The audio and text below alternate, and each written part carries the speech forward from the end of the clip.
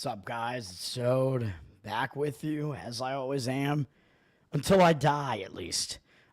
Tuesday, February 11th, and it is officially championship week, if you want to call it that now, in college basketball. This is one of the greatest weeks. I will just point out, this is one of those weeks where in college basketball, you do get like an influx of public money, more so than usual, into the market as far as the betting is concerned. Like, a lot of people go to Vegas for this week because more people are going to go for the actual tournament, which, of course, I mean, Thursday, Friday, next week, those are still like the biggest games. So everybody still goes to Vegas for that. But a lot of people do prefer this week, especially because there are like multiple different conference tournaments going on in Vegas. So they can go to some of those games with the WCC and the Mountain West. And I think there's one other one too. I forget. One other. I think the Big West maybe is also going to be in Vegas. I don't know when that tournament starts, but probably soon. So yeah, people do like this week, and it's just beginning, man. Like yesterday was like the calm before the storm almost, and we'll talk about it. But today the large conferences start. It's that first day where you just get like the worst teams in the larger conferences going in some of those early round games. It's like the storm's about to start coming in, baby. I kind of love this week, man. You got basketball on all day, basically, and today is going to be the first of those days where you get it in the afternoon. Last night was fun, too. The small conference games, a lot of close, good games last night. Some crazy stuff going on. Congratulations to the two conference winners that we got last night, the auto bids to the tournament. Congratulations to Troy winning the Sun Belt, which I had mentioned I thought they might be able to do that because they were the kind of the uglier, more defensive, like grinding team, and they had the easier game in the game before that. So I kind of leaned that way. They were able to get it done over Arkansas State as a very slight underdog. And then, of course, congratulations to Wofford for getting me one of my wins last night. But also, they are the winners of the Southern Conference, the SoCon. I really think that like the top 4 or 5 teams in that conference, there isn't a whole lot that like separates those teams. Wofford's got some seniors there. They're a pretty good team. They can hit threes. They can rebound too, so they could be a bit dangerous coming into the tournament. I believe in my bracketology, I have Troy as probably or somewhere around a 13 seed and Wofford around like a 14 seed. So we'll see what winds up actually happening as far as the seeding is concerned, because Wofford's overall record doesn't look impressive, but I kind of alluded to it yesterday without actually saying it, because I said that Ken Palm told you that they were a little bit underrated, and that is partially because their out-of-conference schedule was a lot more difficult than most teams, so that is kind of having an effect on Wofford's record not looking that great. All right, can't even breathe, man. But yesterday we had a nice bounce back, baby, after the horrific 0-5 day before that. We got most of it back with a 4-0 day yesterday, and even all the underdog money lines hit yesterday, baby. We had Wofford as a slight underdog. That line moved close to like a pick 'em before game time, so I'm like, all right, I think we do have the right side here. Wofford got off to a really nice start. They blew the lead, but then they were able to get back into the lead and hang on for the win at the end. Hell yeah. So Wofford hit on the spread, obviously, and the money line there. Buffalo Sabres with the win in hockey is a nice underdog there. Decent size underdog price there, but I don't win like extra money when I play games like that, though. I just put less money on that bet and then try to win the same amount. So that's what I did with that one. Then we had the outright win from the Brooklyn Nets over the LA Lakers. I told you, man, it was a spot play. The Nets were able to get it done. I think they had a wire-to-wire cover in that game. And I told you could just wait around on that number. And I did wind up finding a 7 that I picked off from Caesars. But if you even took a 6, 6.5, you were good on that. I mean, they won the game outright, so whatever. I preferred to have the 7, and I did find one, but it didn't even matter. Then we had, what was my last win? I had one other win. New York Knicks. Yeah, I started getting a little bit worried about that as I saw the line kind of moving around. I don't know if any of Sacramento's starters came back. I didn't even really check. I did not even pay attention to the game, but the Knicks, I believe, just had a blowout win, if I'm not mistaken. They were winning by a huge margin all game. Let me just make sure that is the case. They did, right? I saw them last I saw they were up like 20 late in the game. Yeah, they won by 29. So nice, easy win from the Knicks as well. So huge day for me. Let's get into today's slate, man. Let's go. Taking way too long to talk about yesterday. To recap, we're in all conference tournament time now, man. No more regular season. Let's just start right off. Let's go in order of the board here. 12:30 is the first game, Cincinnati and Oklahoma State. And by the way, I actually have a play here. I only have 4 plays today, 2 in college basketball, 2 in the NHL. Cincinnati minus 6.5 is going to be one of my plays. This is a spot that I kind of like, and I think this sets up pretty well, as it's kind of like a misleading number too, which I'll explain in a second. Cincinnati up from 6.5 to 6.5 with juice, so preferably you want to get on this before it hits the 7.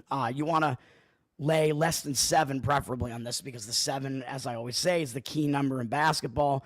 One of the key numbers in basketball, I should say, where teams stop intentionally fouling at the end of the game if they're down, because it's a 3-possession game at that point.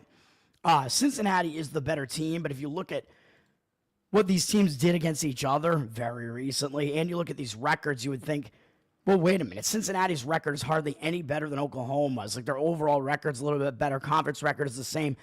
Why am I laying 6.5 here? Well, as the analytics will tell you, and the odds makers are telling you, Cincinnati is actually the substantially better team here. KenPom has them 25th in defense overall. He has them very unlucky at 312th in luck. So he's telling you that they have underperformed this season. They just barely cracked the top 100 in offense, and they do play slow, 288th, which I think is going to translate better to a game like this. He's got Oklahoma all the way down, Oklahoma State, almost not even cracking the top 100. He has them in the top 100 in defense, but worse than Cincinnati on both sides of the ball, substantially worse on defense. He has them 19th in tempo, so that's the other thing. I think the tempo, it's a lot easier to slow the tempo down in a tournament environment like this, in a neutral site, and this is a neutral site at Kansas City, Missouri, so that seems like it's kind of going to help the Kansas teams a little bit in these games, but whatever the case may be, I think the slowdown style is going to translate better. Cincinnati is the better team, so they should be able to control the pace for that reason as well. That's not good news for Oklahoma State, because they want to try to speed the game up. And Oklahoma State is 35th in luck, so KenPom is also telling you they've actually overperformed. They're actually a substantially worse team than Cincinnati, so that's what KenPom, the analytics, are telling you. That is what the odds makers are telling you. It just hasn't translated into what you see as far as the results are concerned. But in a game like this, I think that it may. And both teams have faced a pretty difficult schedule because they're in the Big 12. But I do think Cincinnati's is slightly less difficult, according to KenPom, but very close. Anyway, the other thing about this is that Cincinnati might sort of consider themselves to still be on the bubble, especially with a lot of the bubble teams not really separating themselves and some of them failing. Cincinnati's kind of been listed as like in those first like several teams just out of the tournament. So I think that gives them a little bit of an extra motivator here as well. And if that's not enough, this is a quick revenge spot, because Cincinnati just lost at Oklahoma State. And they finished the season on 3 straight losses. But, I mean, they lost at Houston by 9. Are you really going to blame them for that? No. I mean, they played really well against a really good Houston team for the most part. They lost at home to Kansas State. Kansas State's better than we think that they are, better than most people think that they are at the very least. And then they went out on the road, and this was just an awful loss to Oklahoma State. Cincinnati is a 3.5-point favorite in this game, so that kind of tells you they should be around like a 6.5-point favorite in this game, depending on what you give Oklahoma State for home court, maybe even more than 6.5 here. And this is a game, Cincinnati was just getting blasted in this game. And they actually, even though Cincinnati is a slowdown style and they're more of a defensive team, Oklahoma State sucks so much that they still almost blew this game. Cincinnati almost came all the way back. And by the way, Oklahoma State shot 77.8% from three-point range in this game. Like, it wasn't a lot of three-pointers. It was 7 for 9, but still, do you really think they're going to do that again? Absolutely not. 25% from 3 for Cincinnati is probably a bit lower than what you would expect as well. But this game, a little bit of a misleading result there, because Oklahoma State had a ridiculous three-point shooting percentage in the game, and Oklahoma State had way more free throw attempts. Cincinnati only got to the line 7 times in the entire game. So Oklahoma State was +9 as far as the points that they scored from the free throw line as well. Cincinnati actually had more possessions than they did. They had 69 field goal attempts to Oklahoma State's 62, and Cincinnati just didn't get it done. They actually had one fewer make. So I think there are definitely some misleading things about that. So Cincinnati's in revenge. And also, when a team finishes the season on like a losing note like that, 3 straight losses, especially an ugly game like that, ugly loss, you tend to like use those extra couple of days off, the break before the conference tournament. Even though I know it's only been a couple of days, you tend to use that like to try to like refocus and fix some things. And Cincinnati's going to be the team that has all the adjustments to make because it's a zigzag spot because this is the team that beat them in that last game. So I like all of that. I think it makes a lot of sense. I like Cincinnati. Ken Palm has them winning this game by about 6, so it's right in line with that. Give me Cincinnati in the first game on the board. Let's go. All these games are going to be up in a row in the same venue. Colorado is playing TCU. Colorado actually just beat TCU in the season finale as well. TCU up from 1 to 1.5 with juice. I lean to TCU in this game. I mean, it's not only quick revenge for TCU, but I think they are the slightly better team. TCU, I think part of the reason why they lost at Colorado is just that it was not a familiar venue for them. Colorado's new to the Big 12, so TCU having to go out there into elevation, not something they're used to doing really. So I think they just got caught. They had a bad game, but now we're looking at TCU being a team that's, of course, one of the like staples of the Big 12. They've been in the Big 12 for forever. Colorado being new to the Big 12. Now I think the advantage goes to TCU here because Colorado's not used to playing in a conference tournament in Kansas City, Missouri. They're used to playing in the Pac-12, which I believe that was another one of those Vegas tournaments, which kind of makes going to Vegas this week a little bit less fun if there's one fewer tournament there, and it's the Pac-12 was a big conference too, so that tournament being gone kind of sucks, but the Pac-12 will rebuild. They will be reborn again. Although I hate these conference realignments. I don't think they're a good thing. The travel is just ridiculous, but it does set up spots where you can take advantage of, and I think this may be one of them. I'm not playing this, but I do lean to TCU here, and I think TCU, I mean, they got the better coach. They have Jamie Dixon. I mean, they're used to playing in this Big 12 tournament. Dixon knows how to deal with it. So, and it's quick revenge, so TCU is going to have the adjustments to make. So I like TCU. They are the better team, but according to Kempom, not by a whole lot, only by 3 ranking spots.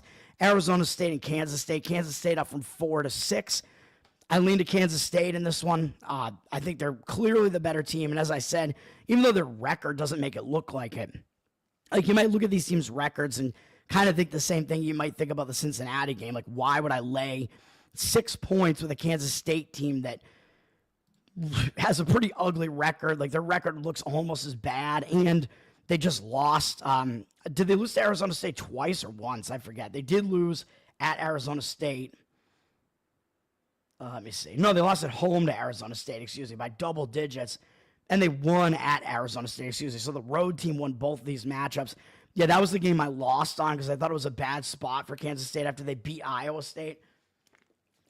But again, this kind of tells you something, though. The Kansas State beat West Virginia, Iowa State, Kansas, Arizona. They have some pretty strong wins on their resume.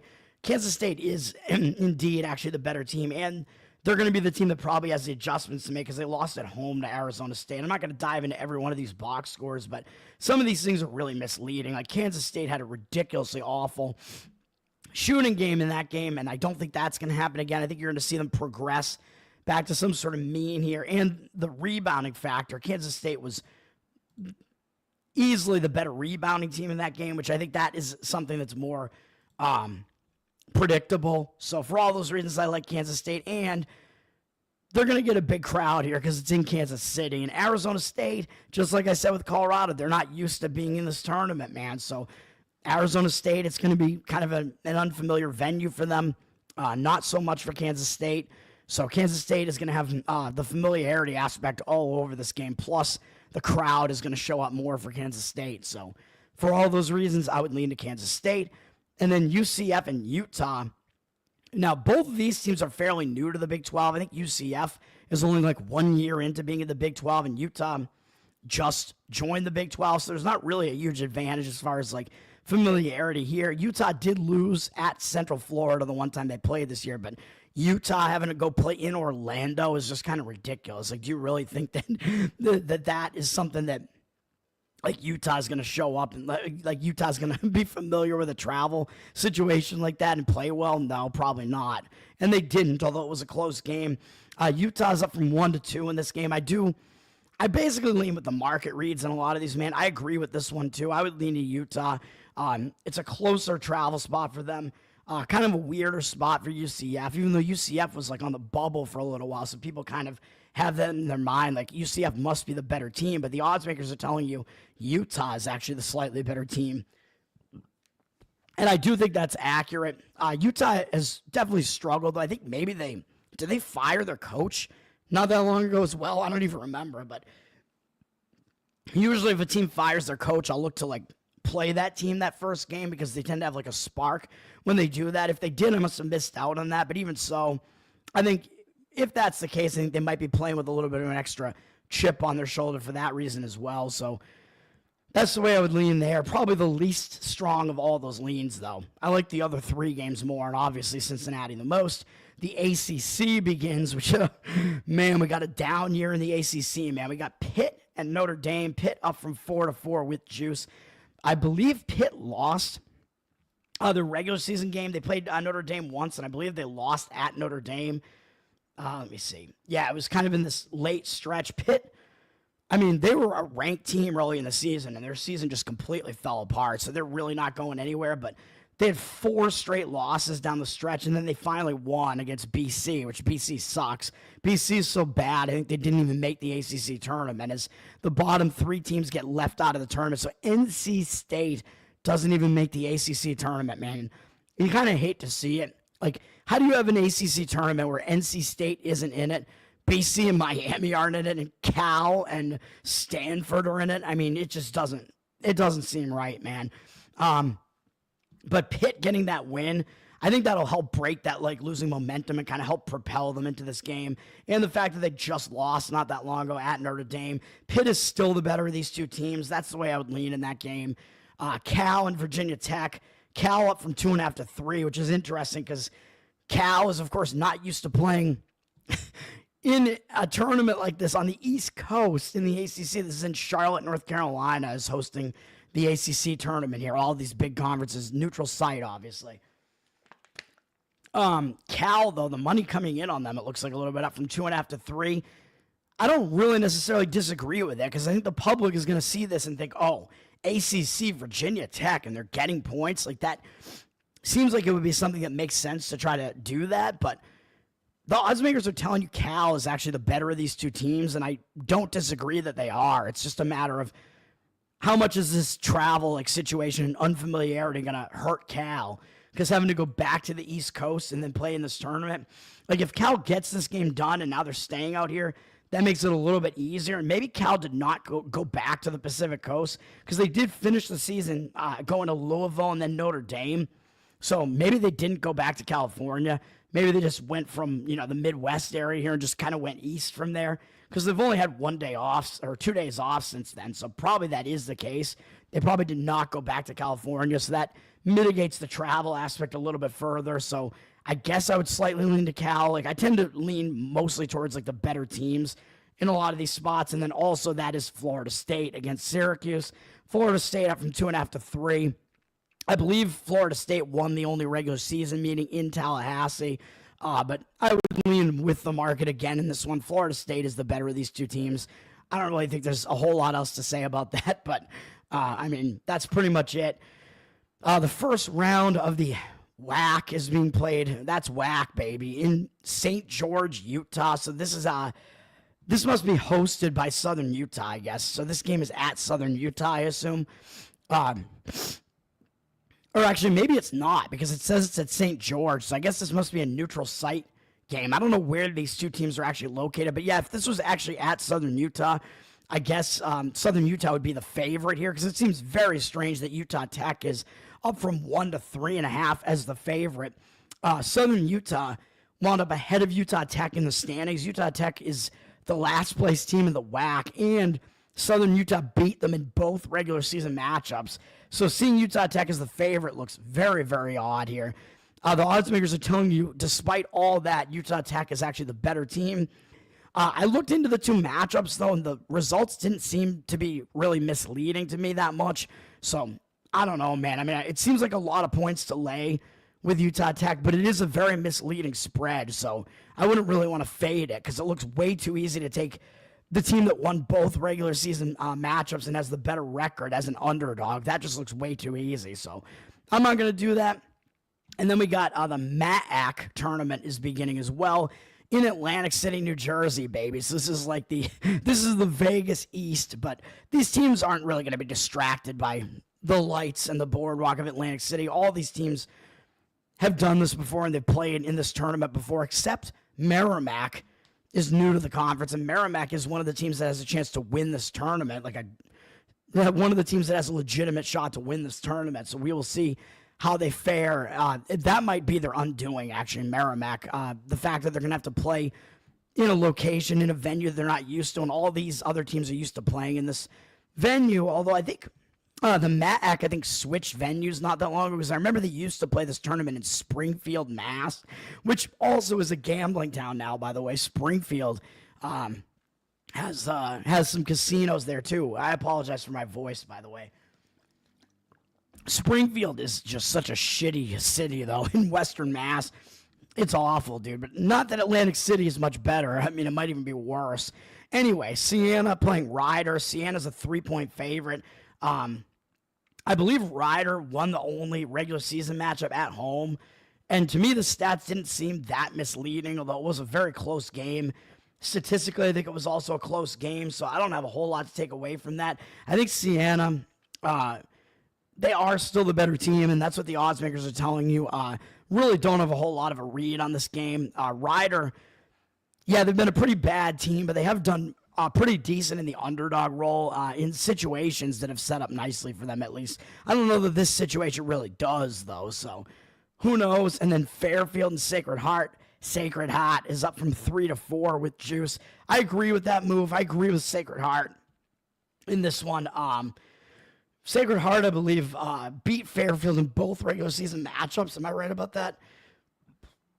Yeah, and they actually handled them. They beat them by 21 at home, and they beat them by, 6 on the road. But if you look into these matchups, they weren't really that statistically misleading. Sacred Heart won the rebounding battle in both. Sacred Heart is the better team, man. And Fairfield got a nice win to close the season, which was a game I was on because Quinnipiac went into their building. It was senior night for Fairfield, or senior day, whatever. Quinnipiac didn't need the game at all. They were already locked into the 1 seed in this tournament, and I grabbed the points with Fairfield. I was like, Quinnipiac should not be laying points like this in a game that doesn't mean anything to them, and it means something to Fairfield. Fairfield got the outright win for me there. So now Fairfield is coming off that, which was a big game. So they just may not be ready for this, and Sacred Heart is the better team, and I think they match up decently against Fairfield, and they do have the matchup edge on the inside as they won the rebounding battle in both regular season matchups, which was something I pointed out about Wofford last night. But Wofford had a massive rebounding edge in both games. Sacred Heart had a massive one in one of the 2 games, the one at home, but still, it would be Sacred Heart would be the way I would lean in that one. Conference USA begins as well with Sam Houston and UTEP. Interesting here, and these are in Huntsville, Alabama, by the way, so neutral site here.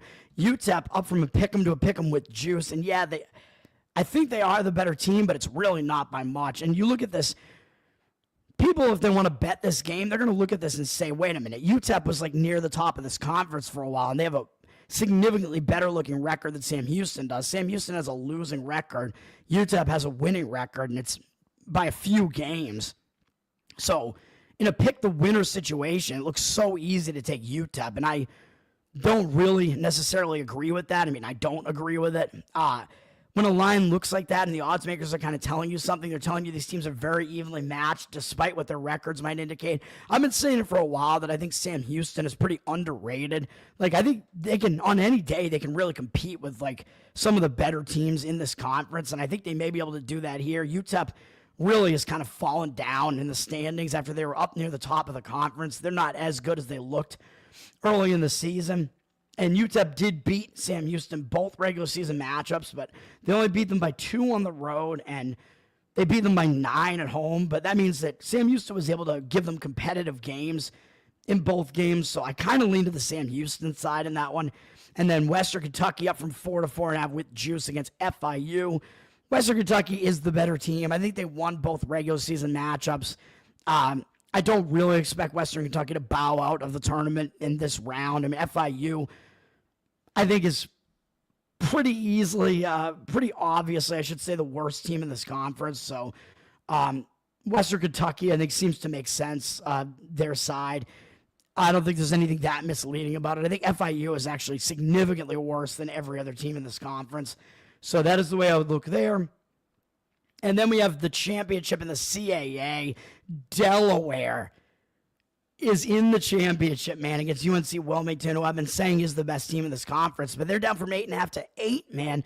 This is insane. I don't want to try to play this game. Delaware, they're playing a 5th game in 5 days now. They played in the opening round of this tournament and almost lost to Stony Brook, which I think that propelled them forward. So I liked them after that because they almost lost as a favorite. So I knew that was going to focus them, and they were already adjusted to the venue, so it made a lot of sense to play them against Campbell. They pulled off that upset, but then since then they've upset Towson, and then, or was the Towson game last night? Yeah, Towson was last night, I think, and they beat somebody else the game before that, too. So they pulled off 4 wins in 4 days so far, the last 3 of them all being upsets. So it's like, when is this run going to end, man? Like, VMI's run ended after a couple of wins. Pepperdine's run ended last night after a couple of wins. Delaware, I mean, it probably ends here as far as I don't think they're going to win this game, but they played the earlier game last night, even though, yeah, they pulled off the upset over the 1 seed, Towson. Delaware is the 12 seed here, and they're in the final. UNC Wilmington is the 2 seed, I believe. I think they're the best team in the conference. So Wilmington had the later game last night, and it was a close, tough game against Charleston that went to the wire, man. That was a big win. And eliminating Charleston's a pretty big deal because Charleston had won this conference, I think, at least 2 years in a row, maybe 3 years in a row. Big win for UNC Wilmington there. So the line is actually moving against UNC Wilmington, but you got to think that Delaware is going to, they have to be the more tired team here, man, because they're playing a 5th game here in this tournament. UNC Wilmington entered the tournament last night, and they're only playing their 2nd game. UNC Wilmington did get that win out of the way. But it was a tough game, a big game, man. So I could see arguments for both sides here.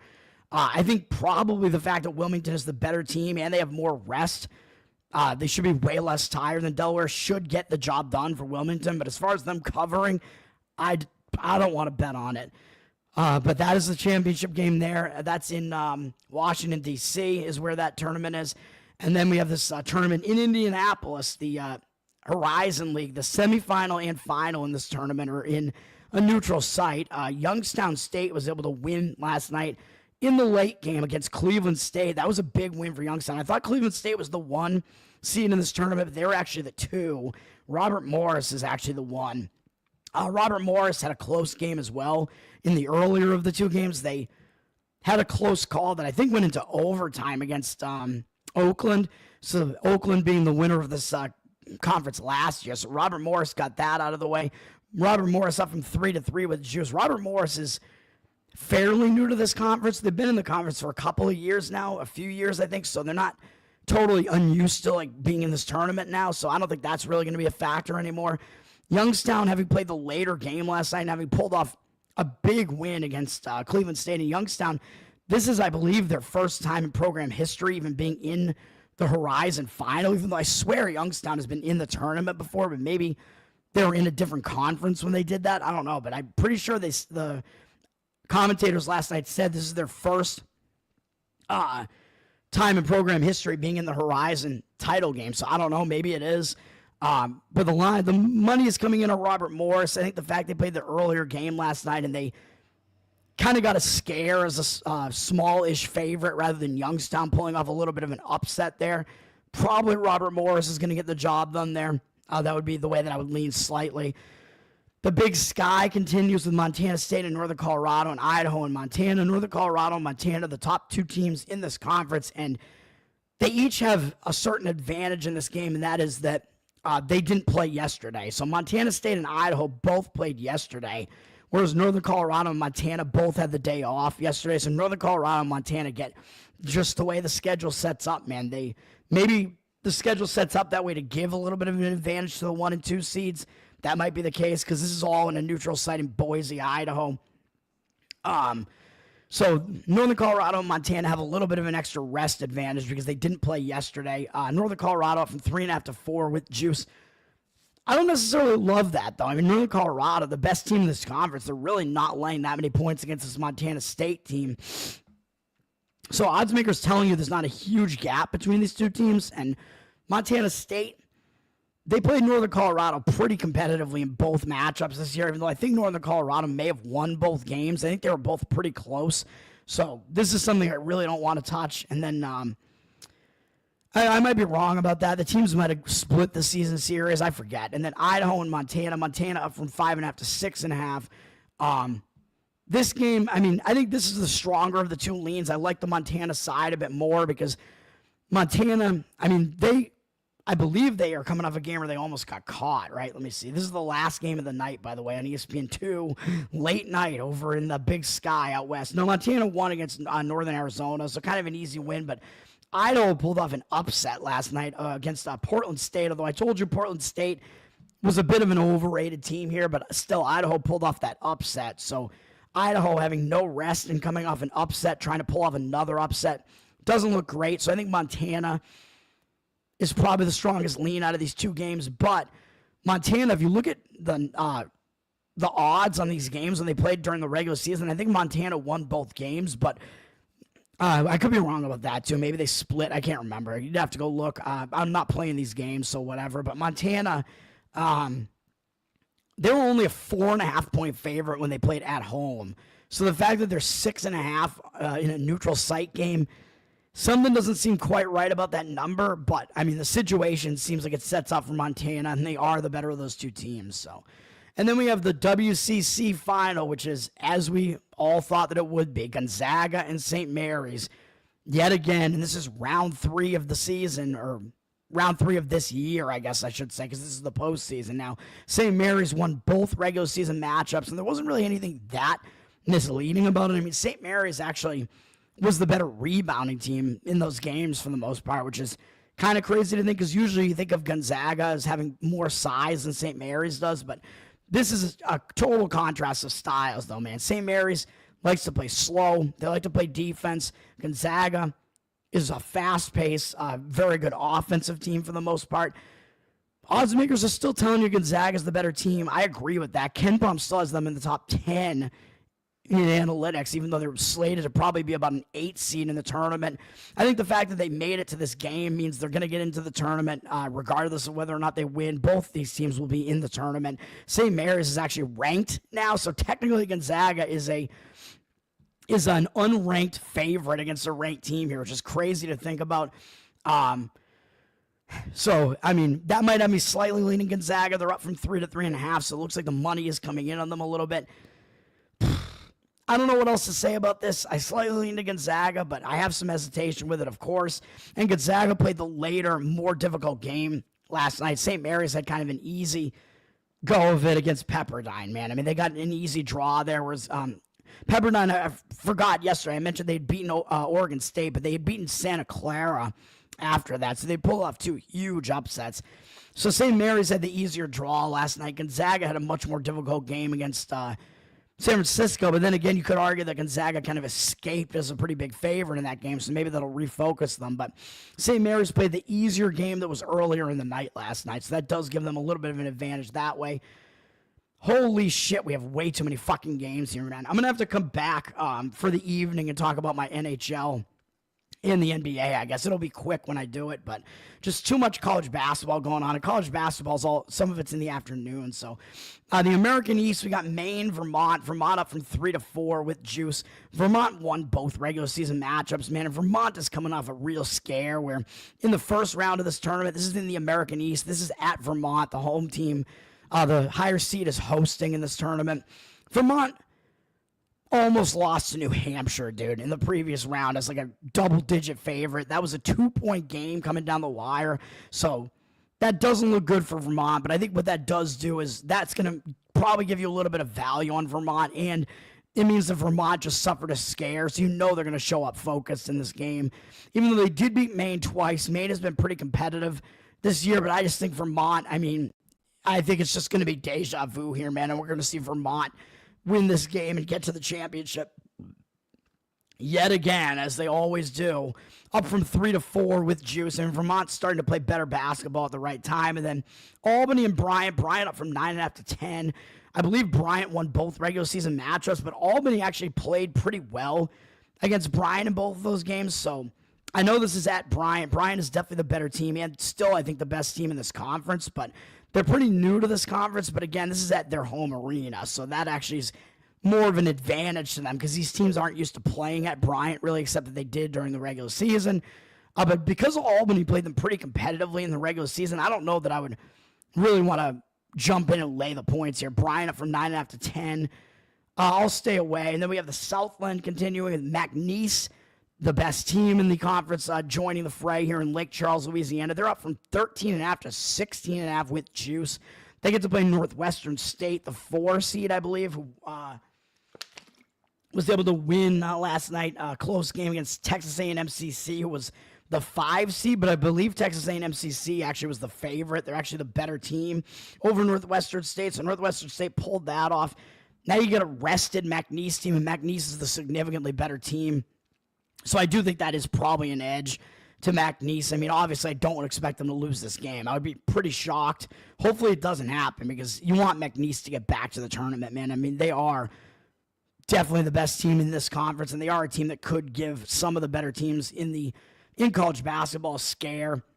So hopefully they get it done here. I'm not going to lay the points, though. And then Nichols and Lamar. Lamar flipped from a pick'em to a 1.5-point favorite, which is interesting because these teams split the regular season, I think, with the road team winning each game. And Nichols, if you look at the line, the odds makers were telling you that Nichols was actually the better of the two teams if you look at what the odds were in those games. But now they're telling you Lamar is the better team. And is that just because of the rest situation? Maybe it is, because Lamar has been rested. They have not played yet in this tournament. Nichols had to play last night, and they actually escaped Incarnate Word. Nichols almost got upset would have been a mild upset, but they almost lost as like a 4.5-point favorite or whatever to Incarnate Word last night. And I think it went into overtime. So Nichols is going to be definitely the less rested team here. So that does give Lamar a bit of an edge, but I think KenPom will also tell you that Nichols is actually the better of these two teams, and at least they're familiar with this venue now, and they got a scare last night, and they only played that one game. So I think in some ways that gives them a little bit of an advantage. We'll see. And then in the Northeast Conference, Central Connecticut State up from 9.5 to 10. St. Francis, PA, pulled off an upset in the previous round over Long Island at Long Island as 6.5-point underdogs or something. Really an ugly game. I think Long Island had a big lead in the game and lost. St. Francis had a furious comeback. It was a huge win for them. Central Connecticut State almost lost in the semifinals to Fairleigh Dickinson, although we know the name Fairleigh Dickinson because they, of course, notoriously pulled off the 16-1 upset over Purdue a couple of years ago. Not the same Fairleigh Dickinson team this year, and even if it was, that was not a very good team, to be honest. This Central Connecticut State team is far and away the best team in this conference, though, and they're the favorite. They're the better team. They're at home. The home team is hosting in this tournament. They're coming off a scare as like an almost 10-point favorite in that game. They're getting a team that just pulled off an upset. It's got to be Central Connecticut State here, man. I think they won both regular season matchups, and I think maybe you could argue that the shooting percentages were a little bit misleading in those games, but I don't think there's anything that misleading about Central Connecticut State being the better team. When they were at home, they were 11.5-point favorite, and now they're down to a 10-point favorite in this one. So I think you're actually getting a little bit of value, and the situation sets up well. So I'm going to play this one. I'm playing two favorites in college basketball. Central Connecticut State -10 is the play in the Northeast Conference there.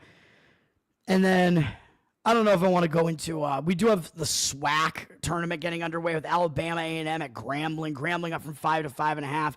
I think Grambling is the better of these two teams. I think they swept the season series. I don't think there's anything else to say about that. And I could be wrong about them sweeping it, but they are the better team. And same goes for Prairie View A&M and Florida A&M. Prairie View A&M, notoriously, by the way, if you saw that video from their arena, it was a completely empty arena because they suck so bad. And they were playing against Mississippi Valley State, who's probably the worst team in all of D1 basketball. And every time Prairie View was even like getting a free throw, like every time they like made a field goal, but even when they made free throws, the soundboard operator was playing this ridiculous soundboard thing, like, you know, that would announce the guy's name. Oh, he makes it again, just like totally over the top, and there's no crowd there. It's one of the funniest videos I've ever seen. You can go probably find that on Twitter. But this game is going to be at a neutral site in Atlanta, so good luck at a Prairie View A&M. Their Florida A&M is the better team. They're down a little bit from 7.5 with juice to 7.5. We'll see what happens. I'll be back in the evening to give you my NBA and NHL analysis. I'll give you my NHL plays so you can get on them. Flyers plus 100. They're both small underdogs here. And Tampa Bay Lightning plus 106. We'll talk about those tonight. And my college basketball plays one more time. Cincinnati minus 6.5. Central Connecticut State minus 10. I'll be back, give NHL and NBA analysis in the evening. Tower Gang Toad on Twitter, patreon.com/Tower Gang to support the most offensive comedy podcast ever to exist. That's going to do it for now. Peace out for now.